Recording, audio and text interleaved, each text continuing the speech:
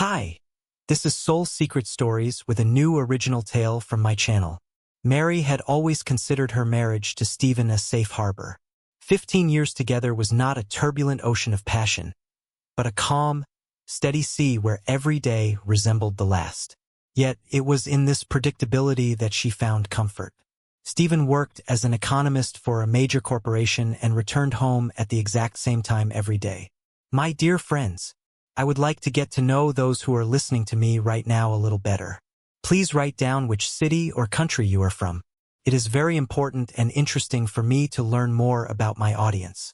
Please subscribe to the channel and don't forget to leave a like. Enjoy the listening. They dined together, watched the news, and occasionally argued about where to go on vacation. Nothing extravagant. Nothing that could disrupt the established rhythm of their lives. On that particular day, Mary decided to tackle the mounting laundry. Stephen had left for a 3-day business trip. It was a rare occasion when the house belonged entirely to her. She cherished these moments of solitude. She could turn on her favorite music, organize the closets, and finally throw away old things that had been an eyesore for a long time. The laundry basket sat in the bathroom, and Mary methodically emptied the pockets of her husband's shirts and trousers before tossing them into the washing machine. At first, she found the usual trifles: crumpled receipts from the supermarket, a colleague's business card, and a few coins. Then her fingers brushed against something hard and cold in the inner pocket of his favorite gray jacket, the one Stephen wore almost every day during the autumn and spring. Mary pulled the object out and froze. It was a key, unusual, long, with an intricate bit, clearly not for their house or car. Attached to it was a small plastic tag, on which was written in neat handwriting, "Wife 2. Mary simply stared at it for a few seconds, as if trying to comprehend what she was holding. Wife 2. What kind of joke was this? Stephen was never prone to silly pranks. He was a serious, somewhat dry man who preferred precision and order in everything. Perhaps it was from some old job or a key to a safe deposit box at the bank, and the tag was just a reminder for himself. But why Wife 2? She twirled the key in her fingers. The metal was cold, slightly worn at the edges as if it were used frequently. The tag looked new. The plastic shined, and the ink hadn't faded. Mary felt something unpleasant stir inside her. It wasn't jealousy yet. Not quite. Rather, it was a slight bewilderment mixed with curiosity, which was rapidly evolving into anxiety. She placed the key on the nightstand and continued sorting the laundry, but her thoughts wouldn't let go. Wife 2. If she was the first, then who was the second? Or was it just a code? Stephen sometimes used strange designations for his projects at work. Project A, Client B, version 21. Maybe this was something similar? Wife 2 sounded like the name of a computer folder or a label on a box of documents. Mary finished with the basket, went into the bedroom, and sat on the edge of the bed, turning the key in her hands. The house was quiet. Outside the window, the rain rustled softly. Droplets tapped against the windowsill, creating a cozy background. She stood up, walked to the window, and looked at the street. Their small private house in the suburbs of Chicago looked as ordinary as ever. A neat lawn that Stephen mowed every weekend. A 2-car garage. A porch with a swing set they never quite finished assembling. I need to figure out what this is for, she finally decided. First, Mary walked through the entire first floor. The key didn't fit any lock.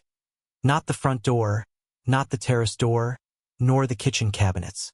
She even tried the lock on the old sideboard in the living room. Useless. The key was too complex in shape, too long. It was clearly intended for something more substantial than a standard room lock. Then she went up to the second floor. The bedroom, Stephen's office, the guest room, the bathroom. Nothing. The key wouldn't go in anywhere, and if it did, it wouldn't turn. Mary felt a growing irritation. Why had Stephen never mentioned this key? Did they share everything? Or did she only think they did? Finances, plans, even small details like the fact that he occasionally bought himself expensive cigars and kept them in the garage. But a key with such a strange tag was beyond the bounds of normalcy. She went downstairs and sat on the sofa in the living room, placing the key before her on the coffee table. The rain outside intensified. Mary picked up her phone and dialed Stephen's number but immediately ended the call. What would she say? Honey, I found a key of yours labeled Wife 2. Explain yourself. It sounded like the start of a scandal from a cheap soap opera. Stephen was on a business trip, likely tired or in an important meeting. It's not worth bothering him over trifles. But were they trifles? She asked herself and provided her own answer. For now, yes. For now, it was just a strange find. She needed to stay calm. Mary had always been proud of her level-headedness. She wasn't the type of woman to immediately throw a tantrum over suspicions. 15 years of marriage had taught her patience and trust. In the evening, as the shadows deepened, Mary took the key again. She had already checked the entire house except for one place. The garage, or rather, not the garage itself, but the locked basement beneath it. Stephen had equipped it a few years ago when they first bought the house. He said it would be his workshop, a place for tools, a workbench, maybe even a small home gym. Man cave, he had joked then, and immediately warned her.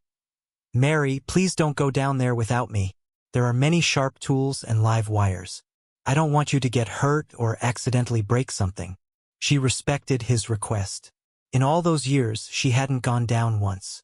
The door to the basement was always secured with a padlock, and Stephen carried the key with him or hid it somewhere in the garage. Mary didn't even know exactly where. Now, standing in the hallway with the key in her hand, she felt a slight chill. The rain drummed on the roof. The house was warm and cozy, but the thought of the basement stirred a strange feeling. A forbidden place. A place where she wasn't allowed. This is silly, she told herself. I'll just check if the key fits. If not, that's it. I'll calm down and go to bed. If it does, then I'll figure out what to do next. She threw a warm cardigan over her shoulders, grabbed a flashlight just in case, and went out through the kitchen door into the yard. The garage stood slightly apart from the house, connected by a covered walkway. Mary opened the side door of the garage and flipped the switch. Inside, it smelled of machine oil, wood, and a hint of dampness. A typical garage scent. Her car was on the left, Stephen's on the right. Further back in the shadows, she could see the heavy metal door leading to the basement. A large padlock hung from it. Mary stepped closer. Her heart was beating a bit faster than usual. She raised the key and looked at the tag one more time. Wife 2. A strange name, almost like a joke or a reminder. She inserted the key into the lock. It slid in perfectly with a soft click. Mary turned it, then unhooked the padlock and pulled the heavy door toward her. The hinges creaked quietly. A cool, slightly musty draft wafted from the opening. The staircase leading down was steep and made of concrete, lit only by a dim bulb somewhere at the bottom. Mary stood at the top step of the basement stairs, unable to move. The flashlight in her hand trembled, its beam catching only the first few feet of the concrete walls and metal railings in the gloom. But what she saw further inside the room made her heart skip a beat. The basement was enormous, much larger than she had imagined. Stephen had spoken of a small workshop, but this turned out to be an entire underground space nearly the size of the living room upstairs. The walls were neatly lined with light wood, and the floor was tiled to look like marble. In the center stood a large wooden table, and on it were neat stacks of paper, several folders, and an old typewriter. Shelves lined the walls, filled with boxes, albums, and photographs. Mary took another step down.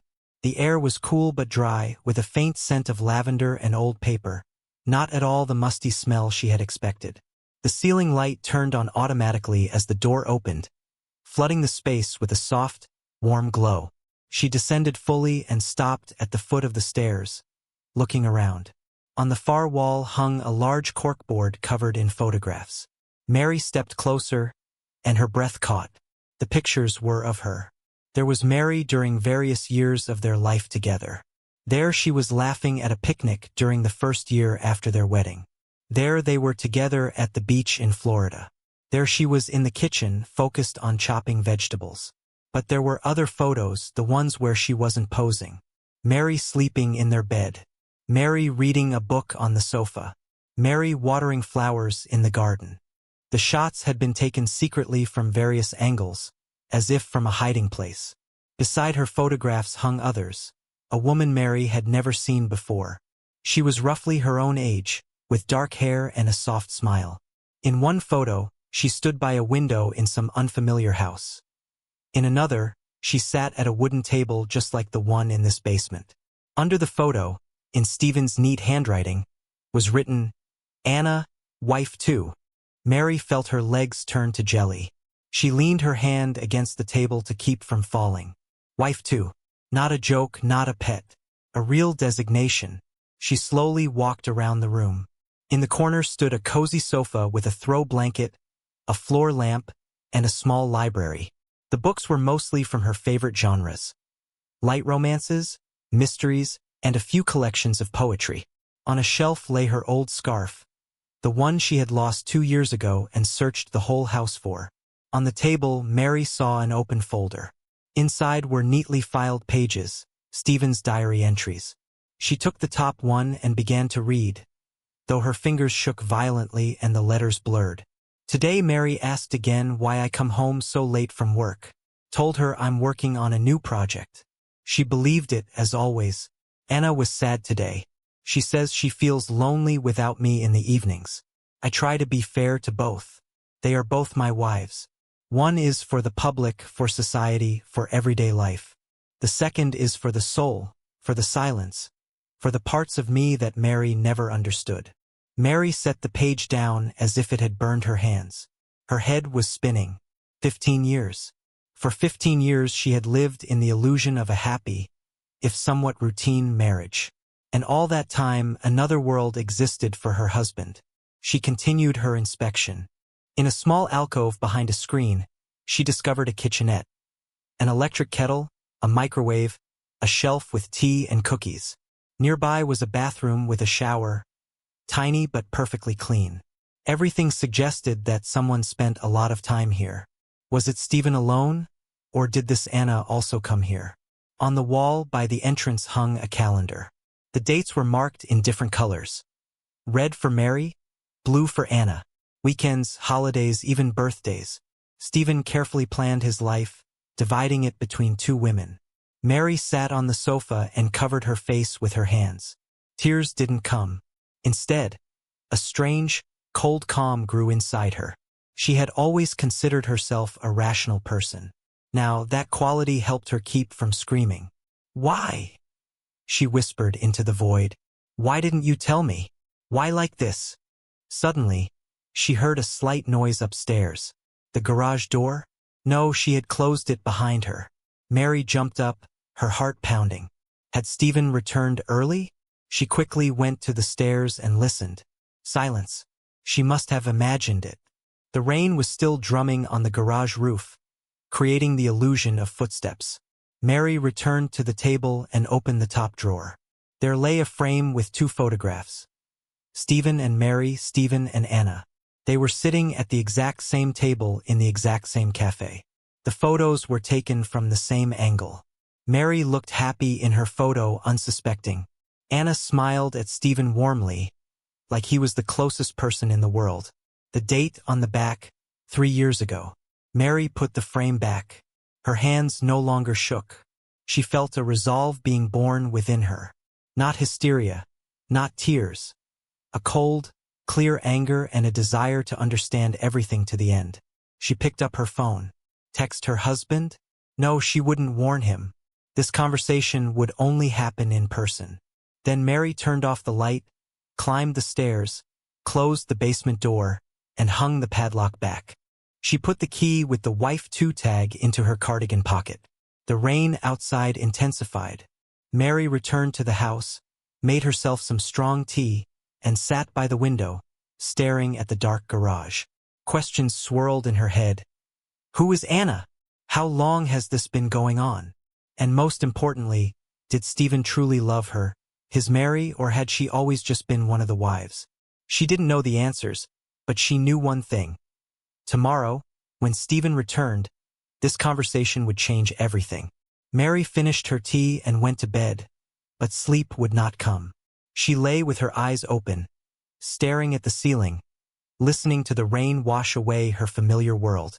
Mary woke up early, even before dawn. The night had passed in a half-sleep. Fragments of thoughts, strange dreams where she wandered through endless corridors opening doors, behind which there was always the same woman with dark hair. Anna, wife too. She got up, made some coffee, and sat at the kitchen table. The key lay before her on the white tablecloth, a heavy symbol that her life had burst at the seams. Mary did not cry. She needed to figure everything out calmly, point by point, just as she always broke down the family budget or planned a home renovation. Stephen was due back this evening. His flight arrived at 6 o'clock, followed by a taxi ride from the airport. She had nearly 12 hours to prepare, although now she didn't even know if he had really been on a business trip or with his second wife. Mary went down to the garage again. Now, in the daylight, the basement didn't seem quite so sinister. She opened the door with the same key and turned on all the lights. The room looked almost cozy. Light walls, soft glow, the scent of lavender from a sachet on the shelf. But now Mary noticed details she had missed yesterday. On one of the shelves stood 2 identical mugs, her favorite shade of blue, and another exactly like it, only with different initials. Nearby were 2 sets of bed linens in identical packaging with cards attached, saying Happy Holidays. Stephen had clearly tried to keep everything symmetrical. Fair. This thought brought a bitter smile to Mary's face. Fairness in betrayal. She opened the desk drawer. There lay letters she hadn't noticed yesterday. They were real letters, handwritten on beautiful, thick paper. Mary took the top one. The handwriting was feminine, rounded, and neat. My dear, you left so late yesterday that I didn't have time to tell you how much I miss you every day. Mary is probably already waiting for you at home. I understand that you cannot leave her. You share a house, shared memories. But sometimes I feel like I am just a shadow in your life.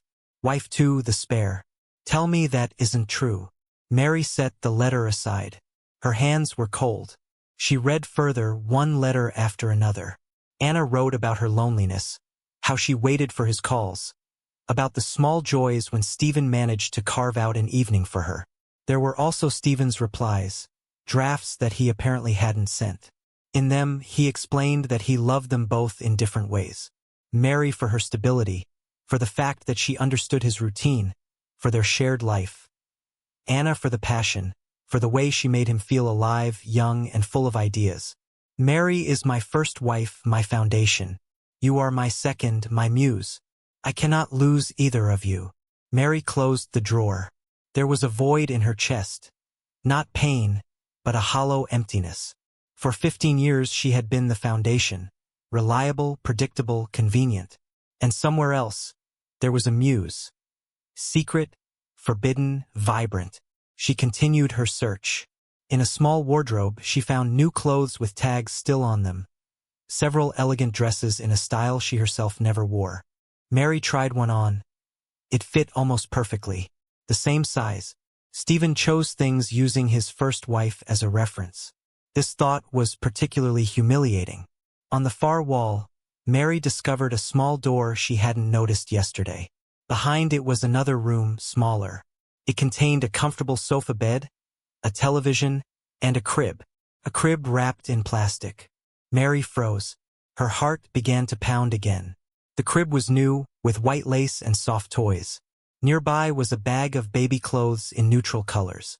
On a shelf lay a book titled What to Name Your Baby and several magazines for expectant parents. No, Mary whispered. Not this. She sat down right on the floor, leaning her back against the wall. Her thoughts raced. Is Anna pregnant or just planning to be? Stephen wanted a child with wife too, something he never wanted with her. They had discussed children in the first years of marriage, but later decided they were happy just as a couple. Stephen always said, "Why do we need children when we have each other?" Mary took out her phone and snapped several photos of everything she saw. The letters, the crib, the board with the photos. She didn't know why. Just in case, to prove to herself later that this wasn't all a dream. Returning to the house, she took a shower, changed into her favorite house dress, and began preparing dinner. Her hands performed the familiar work. peeling vegetables, putting meat in the oven, setting the table for two. Mary acted like an automaton. Inside, however, a decision was ripening. She wouldn't scream. She wouldn't make a scene. She would ask her questions calmly, clearly, and look him in the eye. At 6 o'clock in the evening, the sound of a car pulling up echoed. Mary went out onto the porch. Stephen got out of the taxi. He looked tired after the flight, a rumpled suit, a travel bag over his shoulder. He smiled at her with his usual smile, the one that had always felt so dear. "Hi, sunshine. I missed you." Mary nodded and let him into the house. Dinner was already on the table. A roast, a salad, and a bottle of wine they only opened on special occasions. They sat down. Stephen talked about the business trip, dull details of meetings, the traffic on the way from the airport. Mary listened, nodding in the right places. When the plates were empty, she stood up, went to the sideboard, and pulled out the key. She placed it on the table in front of Stephen. "I found this in your jacket." Stephen froze. The smile slowly slid off his face. He looked at the tag, then at Mary. Something flickered in his eyes. Fear, guilt, exhaustion. "Mary," he began softly. "I went down to the basement," she said in a steady voice. "I saw everything. The photos, the letters, the crib." Stephen turned pale. He leaned back in his chair and ran a hand over his face. I didn't want you to find out like this." "And how did you want me to find out?" Mary asked. Her voice was still calm, but it now rang with steel. "So that I would never know? So that I would continue being wife one while you run off to wife two?" Stephen was silent for a long time, then began to speak disjointedly, quietly, as if justifying himself. "Anna appeared 6 years ago.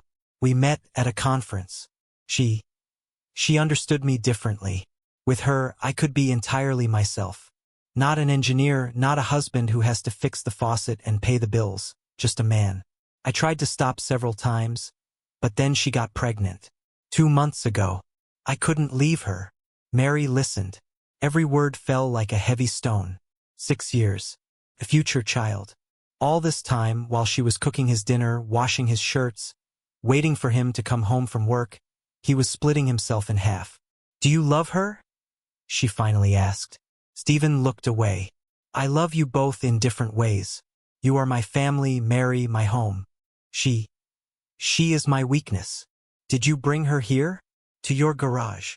"Only a couple of times, when you were away for a few days." Mary stood up and walked to the window. Beyond the glass was their neat garden and the garage dark and silent now. "Tomorrow I am going to my sister's," she said. "For a week or maybe 2. I need to think. And you finally decide who you are, because this cannot continue. Not for me, not for her, and not for the child." Stephen wanted to say something, but she raised her hand, stopping him. "Not today. I'm tired. I'll sleep in the guest room." She left the kitchen, leaving him alone at the table with the key that still bore the tag. Wife 2. That night, Mary lay in the guest room and stared at the ceiling. Tears finally came, quiet, bitter ones, but with them came a strange sense of liberation. She was no longer just wife one. She was Mary, a woman who had just opened the basement door of her life and seen the truth. What would happen next? She didn't know, but she knew she would never allow herself to be deceived again, even by a husband she loved. Mary left the next morning before Stephen woke up. She packed a small suitcase, a few changes of clothes, a makeup bag, her favorite book, and her phone. Her sister, Lily, lived in a neighboring city about 2 hours away. Mary had called her during the night and said briefly, "I need help. I'm coming tomorrow." Lily didn't ask questions over the phone. She simply replied, "I'll be waiting." The road was wet after yesterday's rain. Mary drove almost on autopilot, looking at the gray sky and the damp fields along the roadside. Stephen's words from the night before kept swirling in her head. "I love you both, in different ways." Those words stung the most. Not "I was wrong," or "I'm sorry," but that calm admission, as if having 2 wives was a normal, almost philosophical thing. When she arrived, Lily met her at the doorstep with hot tea and a blanket. They sat in the kitchen, and Mary told her everything. Without hysterics, without unnecessary emotion, just the facts. The basement, the key, Anna, the crib, 6 years of a double life. Lily listened in silence, only nodding occasionally or pouring more tea. "What are you going to do?" she finally asked. Mary shrugged. "I don't know yet. I want to figure out who I am without him. For 15 years I was wife one. Now, I just want to be Mary." The following days passed in silence and long walks through an autumn park. Mary thought a lot. She remembered their wedding, the first years when Stephen was tender and attentive. She remembered how, gradually, their life became a convenient routine. Had she allowed it to happen? Had she become too predictable, too comfortable? Or was that just an excuse for betrayal? On the 4th day, a message came from Stephen. "Mary, please come back. We need to talk. I don't know how to go on." Mary read it and didn't reply. Instead, she opened her laptop and began writing. Not a letter to him, but to herself. A list of what she wanted from life now. First, honesty. Second, self-respect. Third, a space where she wouldn't be number 1 or number 2, but simply a person. On the 6th day, she finally sent a short reply to Stephen. "I will come on Saturday. Prepare all the documents for the house and the accounts, and invite Anna. I want to see her in person." Stephen replied an hour later, "Mary, this is madness." But she had already made her decision. On Saturday morning, Mary returned home. The house looked exactly as it always did, neat, well-kept, smelling of freshly brewed coffee. Stephen met her at the door. He had grown thin. There were dark circles under his eyes. It was clear he hadn't slept well. "Is she here?" Mary asked instead of a greeting. Stephen nodded. In the living room, Mary took off her coat and walked into the room. Anna was sitting on the edge of the sofa, the woman from the photograph. Her dark hair was pulled back into a neat ponytail. Her hands rested on her knees, and her stomach was not yet noticeable. She looked up. In her eyes were fear, guilt, and a strange resolve. "Hello, Mary," Anna said softly. Her voice was gentle, slightly trembling. Mary sat opposite her in her favorite armchair. Stephen remained standing by the door, as if afraid to come closer. For a few seconds, everyone was silent. Then Mary spoke first, calmly, without strain. "I didn't come here to cause a scene. I came to understand. Tell me how this started and how you plan to live from here on." Anna looked at Stephen, then back at Mary. "We met at a conference 6 years ago. I had just gotten divorced back then. Stephen, he was attentive, he listened to me. With you, he was always different, composed, responsible, but with me, he was alive. We didn't plan anything serious, but then it dragged on. I knew about you. I knew I was the second. First, it hurt, but then I got used to it. And now, the baby. I don't want to raise her alone." Mary nodded. She looked at Anna and, surprisingly, felt no hatred, only exhaustion and a strange pity. This woman was also living half a life, also waiting. "Stephen," Mary turned to her husband. "Did you really think you could keep this up forever? 2 wives, 2 separate worlds." Stephen sank into a chair. His voice was hoarse. "I thought that I could be good to both. I love you, Mary. You are my home. But with Anna, I feel something that hasn't been there for a long time. I didn't want to hurt anyone. I made a massive mistake." Mary was silent for a moment, then replied, "I cannot stay with you, Stephen. For 15 years, I believed we were a team. Now I see I was only a part. I will file for divorce, but I want to divide everything fairly. We bought the house together, so we will decide what to do with it together. The accounts, too. As for you two, you decide for yourselves how you will live. I am stepping out of this arrangement." Anna lowered her head. Stephen stared at the floor. Mary stood up. "Anna, if you need help with documents or anything practical, I can help. Not out of generosity, but because I don't want a child to suffer for adult mistakes. But I will not live as I did before." Mary went into the hallway and picked up her suitcase. which she hadn't even unpacked. Stephen caught up with her at the door. "Mary, forgive me." She looked into his eyes, the same eyes she had loved for 15 years. "I'll forgive you someday, but right now I need to learn to live without you, without your wives 1 and 2, just to live my own life." She stepped onto the porch. The autumn wind brought the scent of wet leaves and freedom. Mary got into her car, started the engine, and drove back to her sister's. In the rearview mirror, the house grew smaller and smaller. Familiar, cozy, but no longer hers. A month later, the divorce was finalized. Mary found a small apartment in downtown Chicago, started taking photography classes. A long-held dream she had always put off. Occasionally, she called Stephen, briefly about business, documents, bills, the sale of the house. Anna gave birth to a baby girl in March. Mary sent a small gift, a soft plush rabbit without a note. Stephen cleared out the basement himself. Everything that was there he destroyed or gave away. Wife 2 vanished from his life like a label. Only a real woman remained, with whom he was now trying to build something new, without secrets. And Mary, for the first time in many years, felt that she was living a full life, not as the first, not as the second, but as her own. She sometimes remembered that key with the tag as a reminder that even the most secure lock eventually opens to reveal the truth. And the truth, however bitter it may be, is always better than a beautiful lie.